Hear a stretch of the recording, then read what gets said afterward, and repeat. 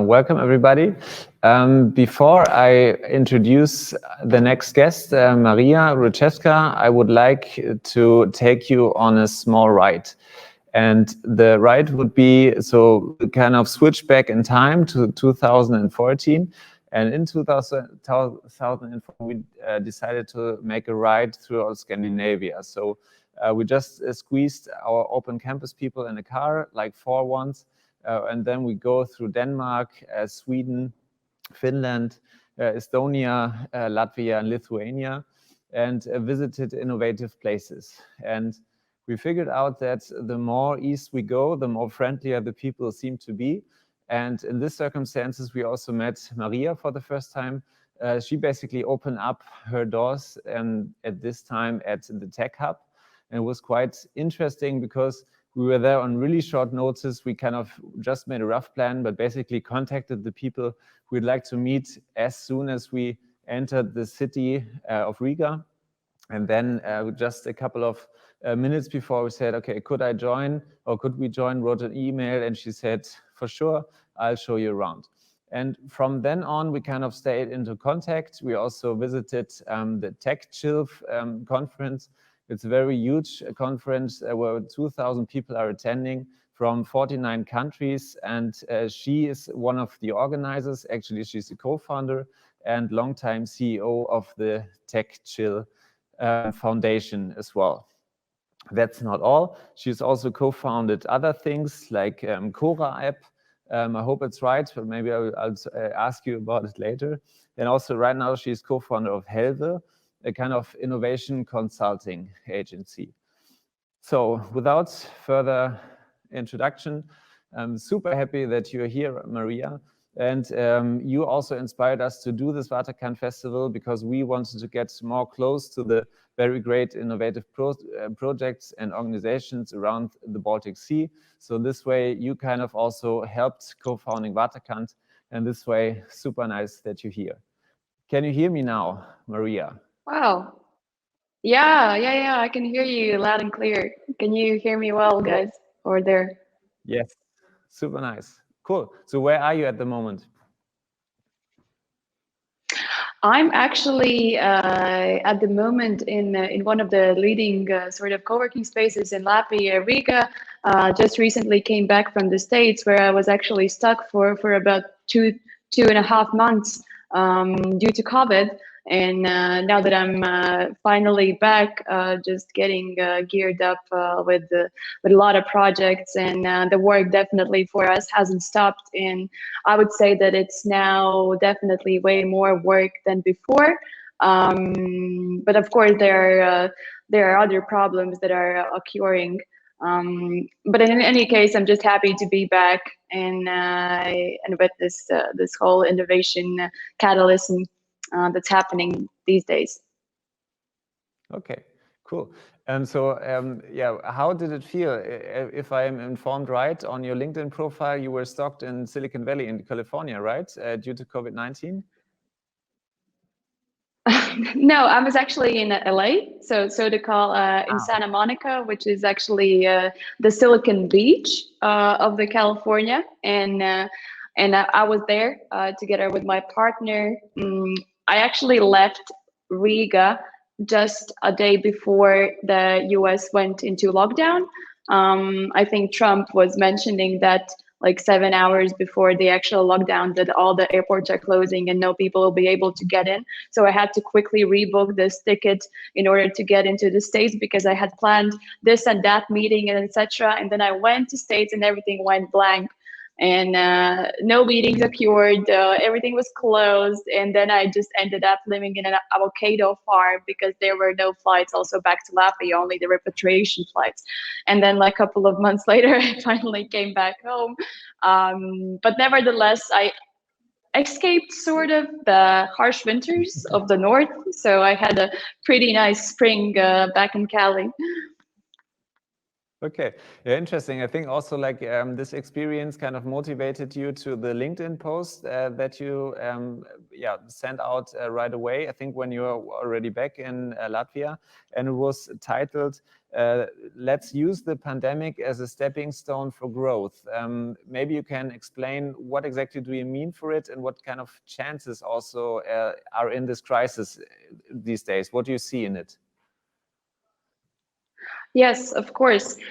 Well, before I get into sort of the building blocks of the idea behind why the crisis is always a stepping stone, probably a lot of people now listening has been hearing this around for a while now. So it's I'm just hoping I'm not gonna bore you that much, because obviously if you are in an innovation and tech ecosystem driven industry, that's everything you see these days. I feel like every single person who is in this innovation space is having this, so to speak, and so to say, fear of missing out, or fear of missing out on idea, on opportunity, and so forth, because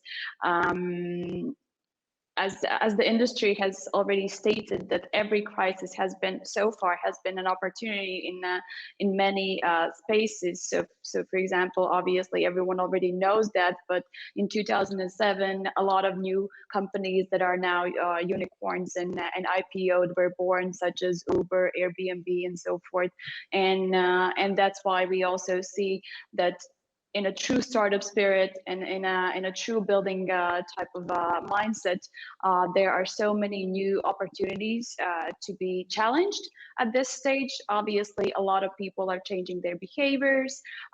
We are doing more things into remote work. We are more looking into how to sort of take our educational system and put it online. So there's a lot of stuff happening in the back of our minds, and now it's only a matter of time when someone who is brave enough and creative enough comes up with a new challenge, not comes up with a new challenge, but actually see a challenge and create a product in to address it.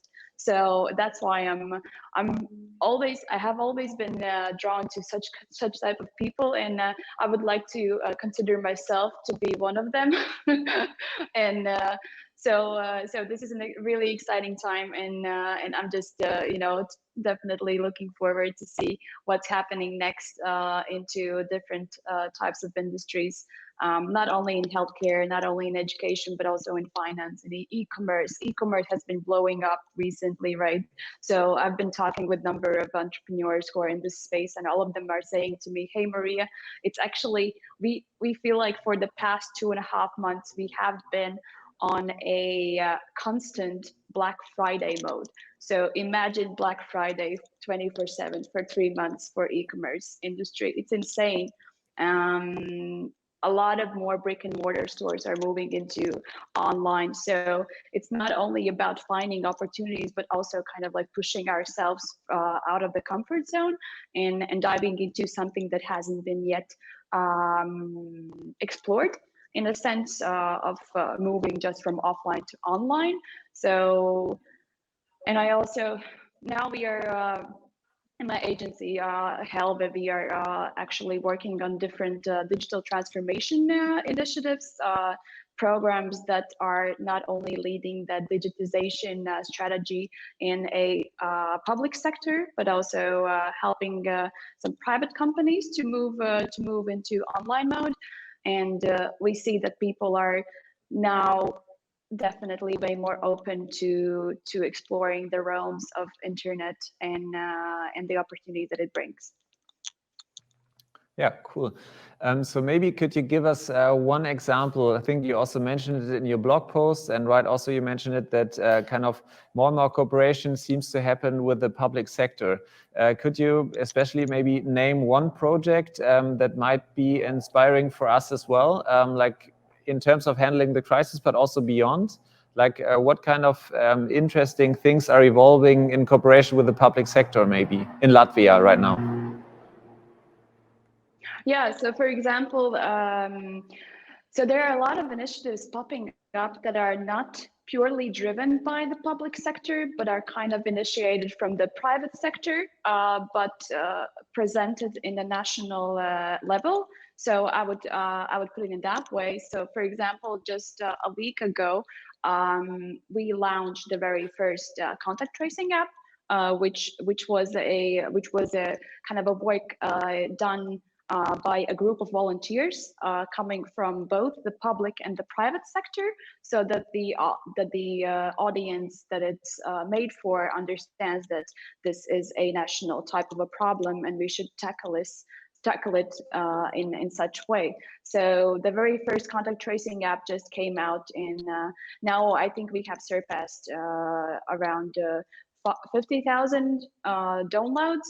Of course, it's quite it's quite challenging to bring this idea to general public, because there has always been this perception of someone is stealing my data, someone is stealing my identity, and people are in general really scared about sharing their location data. But everyone knew that, right? And I just sometimes I just feel like people are too serious in regards with this, and all of them kind of assume that they are Bill Gates or Mark Zuckerberg, but they're not. And this is purely meant for health reasons, and purely meant for their own sake of healthiness and wellness and well-being. So we are now at this point where we try to introduce different products and different initiatives that will help us get through this crisis as soon as possible, because I believe that small countries such as yours, well, not really that small, but Latvia is super small. To give you a brief overview, we are only 1.8 million in population here. So obviously things are happening quite fast, and this is one of the things that we see is definitely on the pros side. We are able to get to president via second connection. So it's that small, and everything that we are kind of working upon can be smoothly executed in a national level. So that's why we are really fortunate that we have these people around, and the ecosystem is very well connected, so we are able to bring the best out. Okay, great.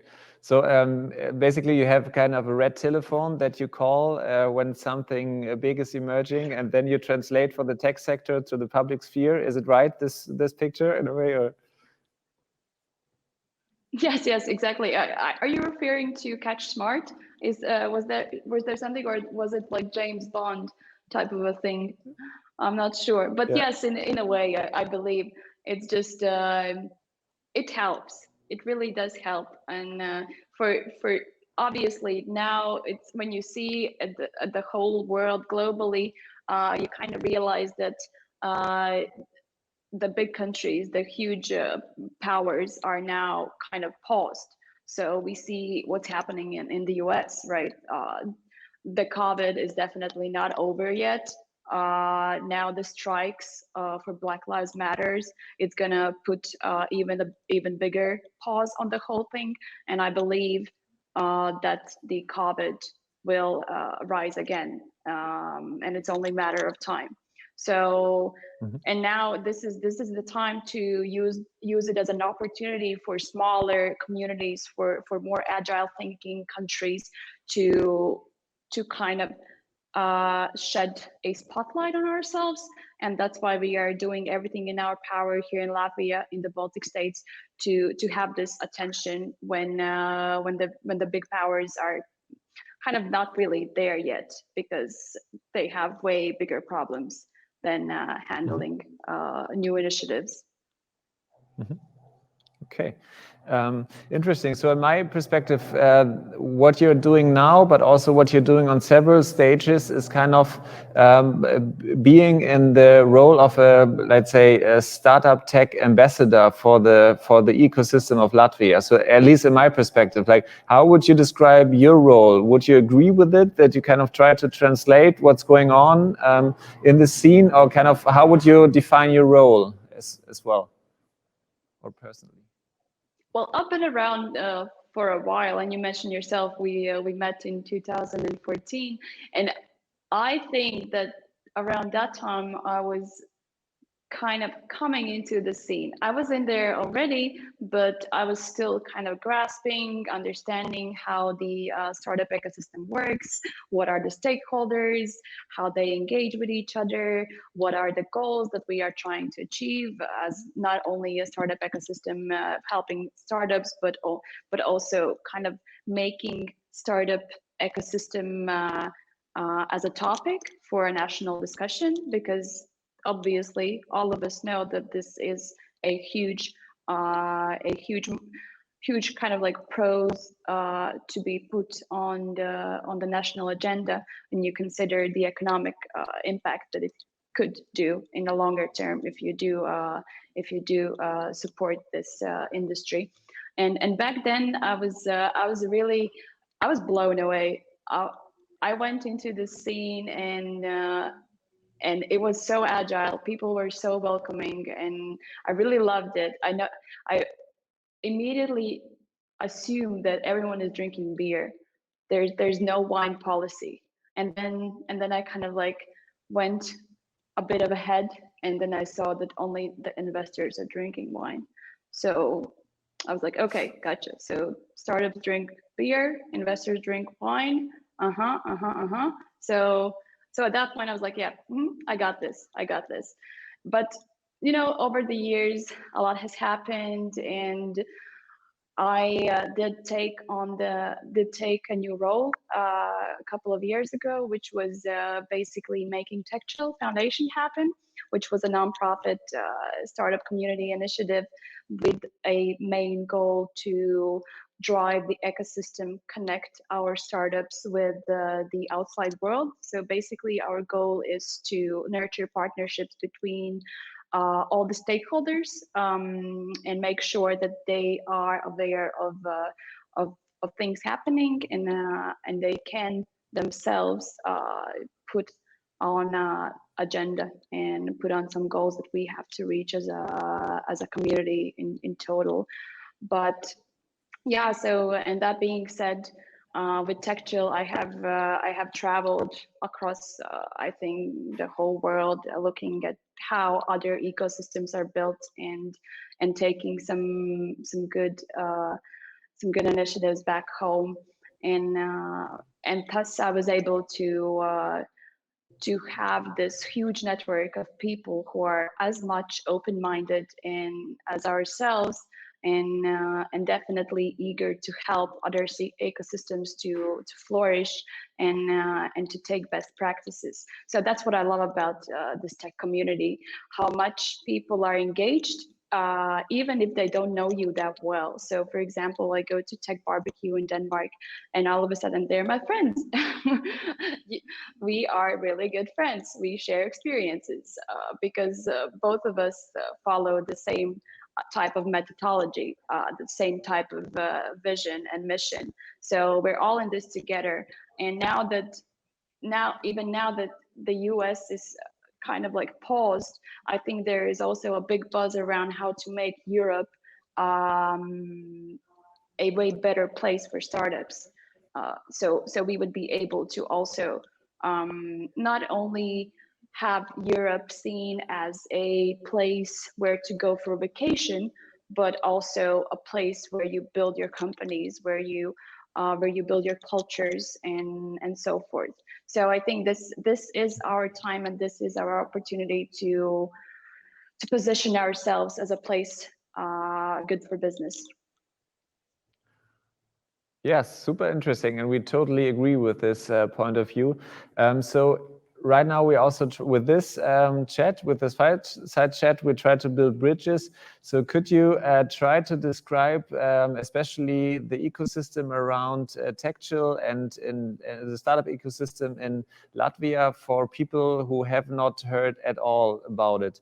So could you maybe give some adjectives or some topics that are really huge in your startup ecosystem, just to give a small window into the ecosystem around you there? Mm-hmm. So we we kicked off the startup ecosystem in Latvia. I think it was around year 2008 or something. And it's actually a really funny story because back then, I think the Finns were already making it. In Finland, there was a huge gaming industry that had already been going on for years, and there were more and more startups popping up due to this mindset, due to this culture change, and the people who are trying to build the community. And the Finns came over, so they started to kind of, I think they were the first ones who were trying to give this knowledge to their neighboring countries. And I had not been in those meetings myself. Obviously, I was too young. But as I worked together closely with the veterans who were who were in present back then, I have these stories. When they came over, they were like, "Guys, yeah, well, this is really fresh. We see a potential. We like those people that we see in front of us, and I think we can make something happen here." So they were the very first masters of ours. So everything that we have built now has been put on these building blocks of Finns coming over and teaching us how to do startups, how to build a community around it, how to make sure that people are brave enough to start internet companies, because it's not a small thing to do, right? You have to have balls. Yeah, and that's why we have still this really close connection to not only Estonians but also the Finnish ecosystem, and we are really proud to be kind of put on the growing table of ours together. And now we see over the years it has obviously grown so much, and so many new stakeholders are coming in each year. If in the very beginning there were like a handful of startups in one co-working space, which was Techabriga, which when it first formed, now we see a bunch of co-workings popping up each day. Mostly in those co-workings we see startups building digital products or building some production type of products that they can sell online. We see more and more corporates sniffing around the scene, coming in, offering partnerships based models to startups, also investing at some point. We also see the public sector really open to new ideas and to make sure that there are more new talent willing to come here and build their companies. Because one of the challenges that we have here in Latvia is that there's simply not enough people. So we have to make sure that we are appealing also to other neighboring countries where there probably the ecosystem has not been yet or is not yet in the same level as ours. And we see Latvia as kind of this connecting point between the East and the West. We in here we have really good living conditions. It's not expensive to build your product company and to build your life here, and it's in general a really hip place where things are happening all the time. And TechChill is one of those I think success stories that we can definitely offer. Riga is the only place where we can see every year a bunch of investors with smart money coming in, looking at the startups at the Baltic level and beyond. And so it's an exciting place to be, an exciting community to be part of. Mm-hmm. Yeah, definitely. Sounds like it. And also, we felt like when we were there, even it was, I think last year we were not there at TechChill, but the year before, and also it felt quite vibrant. And maybe, do you see right now at the moment also like new ways of starting up? Are there any trends coming where you see this might be really huge in Latvia and also beyond, that's right now evolving around in your ecosystem? Mm-hmm. So we are, it's an interesting point again. So Latvians are, you could from one side say that we are really geeky. We like to build stuff in our basements, in our laboratories, and we just keep on building them. So one problem that comes with it, that the startup people and the scientists and the professors are kind of not really thinking about how to sell this, but rather they are all the time focusing on their product. So it's never ready. So now we are trying to kind of take out this really focused product setup and rather say them, hey, this is good enough to show to your customers and realize if that's a problem or no. So, and that's why I was telling that we are seeing more and more deep tech startups emerging from here. So it's more artificial intelligence, data, machine learning, and this type of industries, mainly due to the fact that there is a connection between the universities and the startup ecosystem where things can be built. So that's an exciting space here. Also, we really love hardware stuff. For some weird reason, in more and more drone companies are popping up and building really industrial drones that you can just, when you look at it, when you see it, you're like, what's happening? Okay, this is scary and at the same time really exciting. And just a couple of days ago, there was this one company who was trying to kind of surpass the Guinness record with a drone in Latvia, and it got lost in the woods. And all of a sudden, this yes, it was a huge thing. So we lost a drone in our aerospace, and the Latvian government was like, we have no clue where this drone is at, and we're like, that's a problem. Well, imagine. Well, if you can find our own drone, doesn't make sense, right? You obviously will not be able to find your own drone. So we immediately spotted this huge challenge as well for the public sector. So yeah, from time to time there are these really interesting stories popping up. But then after like a week, the drone was finally found in the woods, somewhere in the trees.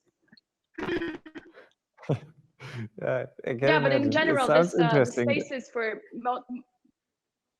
yeah, in general, this I mean, like, but Baltics in general are more focused on B2B.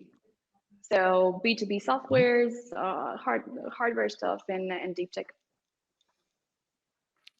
Okay, cool. So I have two more questions, but if also our audience would like to ask you something, then we'll open. So the chat at the Vimeo where we live stream it is open at all the time. So if you have a question directly to Marija, sorry, just write it in the chat, and then we kind of bring it in, and I will ask you this. And let's see if there are any questions. But before, I would like to know two more things. First of all, because right now, as you spend some time in America, there are kind of key experts in the startup and innovation ecosystem saying that right now we could see maybe a crisis of the Silicon Valley myth. So especially Marc Andreessen said, and he's quite famous for this point of software eats the world. So I think this was a blog article a couple of years ago, and like his prediction of the future really come true. And right now he's launched another article like just a couple of days ago, and he's saying COVID-19 has blown apart the myth of Silicon Valley innovation, or he kind of phrased it as a question. Like, how do you see it? Do you see it also as a kind of new ways for new ecosystems and new areas maybe to catch up with Silicon Valley, also go beyond it with new approaches of handling the crisis, but also to go beyond? Yeah. So Marc Andreessen obviously is a really one of the key kind of a very mythical place called Silicon Valley, where it's not that easy to get in. Let's just put it that way. I feel like Silicon Valley for a longer time now has been not really in their best shape. Not only, well, and I'm just saying this is my purely subjective opinion. With everything that's happening in that country, there's clearly a big kind of, you know, two different sides, the Republicans and the Democrats. And obviously, if you are if you're living in such a huge country, you have to take in mind both power sides. And that's why I feel like the tech industry has also really has not really benefited from this huge shed. And I feel like Mark Anderson probably is referring to this as well. And just what I mentioned before about the big leading powers not being able to quickly adapt to this emerging situation, putting their businesses on pause, shutting down their businesses, is just one big huge mess. And obviously you cannot recover that fast from it all. And I think this in general, when you look into future, will not be kind of handled quickly and swiftly. And that's why I feel like all the attention now and all the focus on our end in Europe should be put in these small communities who are in this position of making things happen, finding solutions to problems, starting to export those solutions, starting to kind of build them and put them into the US market and so forth. And that's why I'm just all the time, I think, repeating again that it's really important for us now to follow what's happening in the world and to see where and if and when is the right time to introduce new products, new services in the space, and so on. And from even before COVID, there was this shift being noticed and witnessed already of the Valley money coming over to Europe. So there were a number of venture funds who started to set up their office spaces in Berlin, in London, in Paris. So we see more and more the US presence in Europe, because they start to realize that in Europe we have a better business environment conditions. Also, the countries are really working towards making all the paperwork go away and to move the whole operations also digital.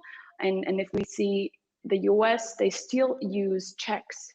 There's still a system where you go to the bank, your employer has given you this check of 5,000 euros, US dollars, and you have to go to the bank and receive your money. So it's insane. I'm not sure what you guys think, but I feel like this is definitely something you should be leaving in 1995. And I feel like Europe is now more digitally advanced, and thus we are seeing this increase into US companies and VC funds and whatnot popping up in Europe. Yeah, definitely. It may really be a chance to kind of tackle global problems also together in a global way, right? To have this kind of local ecosystem where they can work together, but also then kind of make the connection. Let's start the exchange with America and also with the Silicon Valley, try to be in touch, because San Francisco is our sister city, actually, just recently from Kiel, what is quite interesting. And also like the Plug and Play Accelerator will host some sessions throughout the Waterkant Festival. And also there's a competition, the startup camp Schleswig-Holstein, where the winners can go go like to Silicon Valley for 3 months, maybe next year.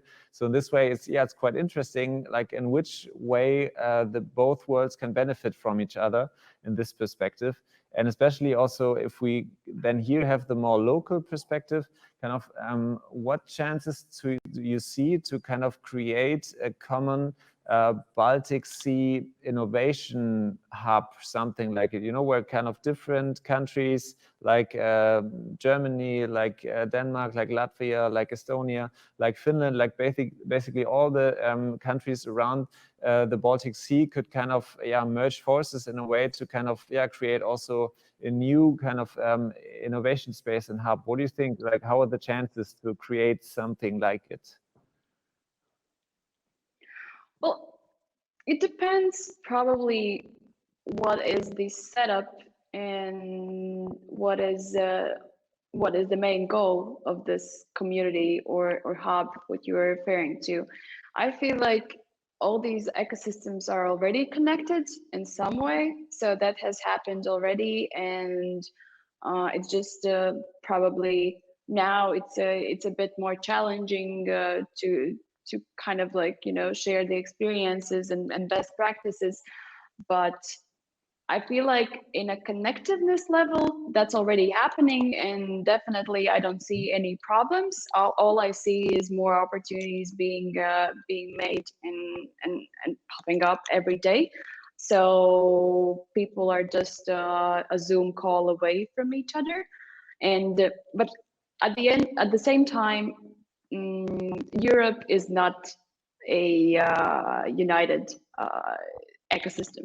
There are so many countries trying to fight over talent, money, attention, and so on. We always have to keep in mind that every and each country, no matter how friendly or connected we are, will definitely choose itself at the end of the day, because everyone's kind of in it together, but at the same time we are trying to build something for our country, for our taxpayers, for our well-being, and so on. So we always have to remember that it's, yes, we are friendly, yes, we do share experiences, but if there's a situation, obviously your country will come first. But it's normal. I mean, it makes sense, and but it doesn't mean that at the same time you can't build this network of people. And I feel like what the European Union is trying to do, they are trying to do exactly this, to build more awareness that we are this connected union of countries, and we are all in this together in some way. Yeah. Mm-hmm. Yeah, definitely. And like, what's in the next upcoming year? What are you personally looking forward to?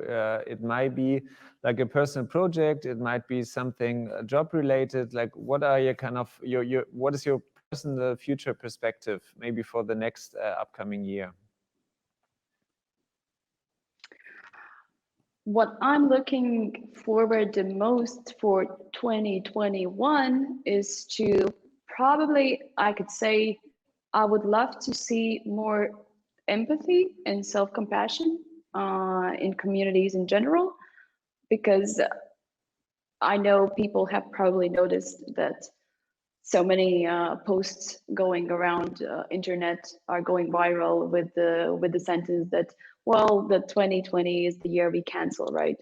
And so we're gonna basically cancel this and then start from 2021 as if 2020 hasn't happened. What I feel like is that that 2020 is the year when the shit hits the fan. And this is the year where we open our eyes, where we start to listen to other people, where we finally realize what is empathy and what self-compassion means, to be able to mitigate the risks, the challenges that we are facing now, and to be able to build new stuff in future, with a more connected community and people around us. So that's what I would love to see in 2021. Yeah. Yeah, basically, maybe this is also a very good point that it's not about just tools or new. So we don't need to think in technological ways when we have some, not only in technological ways when we have some kind of problems in our society, right? That's a very good point that we also, that everybody could do something, whether or without he's or she's in tech. You know, it's like basically, I think everybody could like train their empathy skills in a way if they like or if they choose to. And at the end of the day, it's maybe just a decision, you know, to be more aware in a way. Yes, indeed. Yeah. Okay. So like, yeah.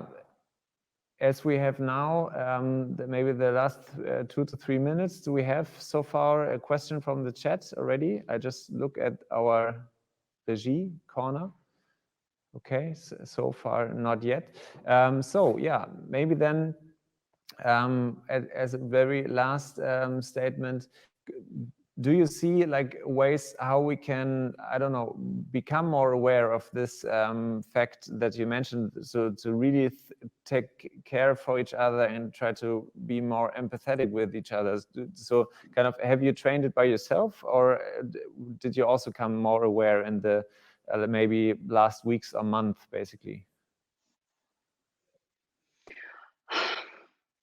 Well, in everything that I have built myself and in the community that part of the past years, I have seen a massive empathy level, and that's why I have trained it. I have tried to train it myself. I have tried to kind of raise the awareness and understanding within all of my teams that I have worked with. That whenever there is a team or a formation of people, we should always remember that every one of us is a human being, and that we can treat people with disrespect. And because in this case, if you are not self-compassionate and if you are not really aware of your empathy level, you can't build great stuff. You simply can't, because there's this missing link between people being connected and understanding the peer behind them. And that's why this I think that the world now is blowing up in this sense, because there have been such huge communities around the world who have been basically ignored the whole time, and they can't do it anymore. And now this is the time where we open our eyes, and where we start to think about how to build processes further on, so we wouldn't have these kind of situations anymore.